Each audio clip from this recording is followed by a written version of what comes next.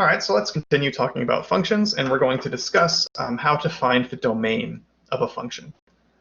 So remember, the domain is everything you can plug in. Okay? So if you have a particular expression, f of x equals blah, blah, blah, how do you determine what x's you can plug in? So find the domain of f of x equals x squared plus 1. What numbers are you allowed to plug in? Whatever you plug in, you need to square it and add 1. There is no restriction on this. You can square any number you want. So all real numbers is the domain. How about this? Okay, pause here and ask, what numbers are you allowed to plug in?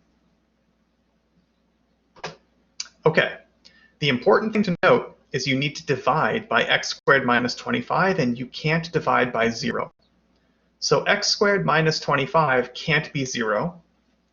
Okay, which tells me x squared minus 25 had better not be 0, x squared had better not be 25, x had better not be plus or minus root 25, so x cannot equal negative 5 or 5. Other than that, there's no restriction. Okay, as long as I'm not dividing by 0, there's nothing bad going on here. So the domain is all x's except 5 and minus 5. All right, how about this? H of t. Notice we're not using f, we're using h, and we're not using x, we're using t. Whatever. H of t is the square root of 5 minus 5t. Ask yourself, what numbers t can I plug in? Go ahead and pause. Okay. We do have to take a square root, and we can't take square roots of negative numbers, okay? So the thing that we're taking the square root of has to be bigger than or equal to 0. In other words, negative 5t has to be bigger than or equal to minus 5. Divide by minus 5, and remember, when you divide an inequality, if I divide an inequality by a negative number, what do? You flip it. So this is bigger than or equal to, and it became less than or equal to. So t has to be less than or equal to 1, otherwise you're going to have a problem.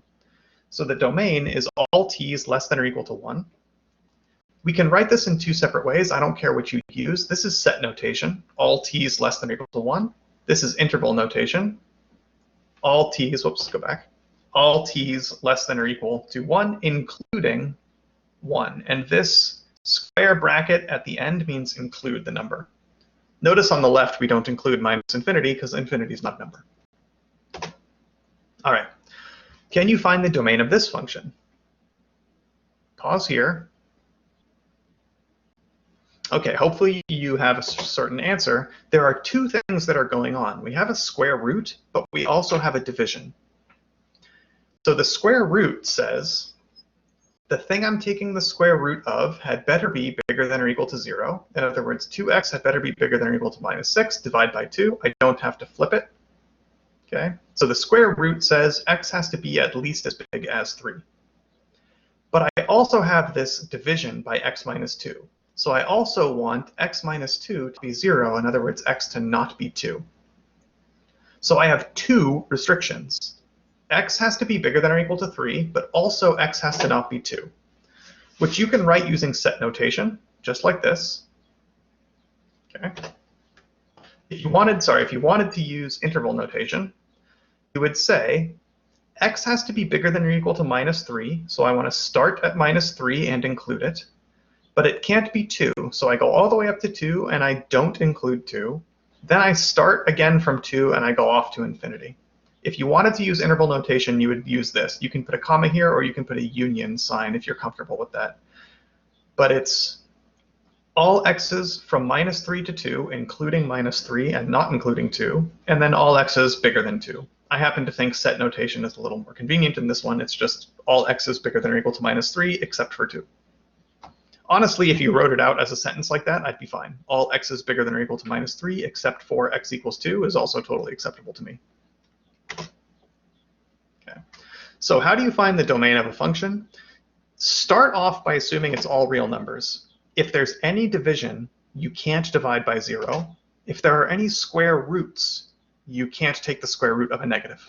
And that's your basic way of expressing the domain of a function. You can use interval notation, set notation, words, whatever is most convenient. You can change it from problem to problem. I am quite flexible about this. Okay. If x is in the domain, you say that f of x exists, or f is defined at x, or x is in the domain. Those all mean the same thing. If x isn't in the domain, you would say it's not defined there, or f of x doesn't exist. Okay. So a quick application. Express the volume of a cube as a function of its side length and find the domain. Well, it's a cube, so it's length times width times height, and it's all s. So the volume is s cubed. S is the independent variable. I can pick the side length, and then v, the volume, depends on it. Okay, so the volume as a function of s, v of s equals s cubed. But now, what is the domain?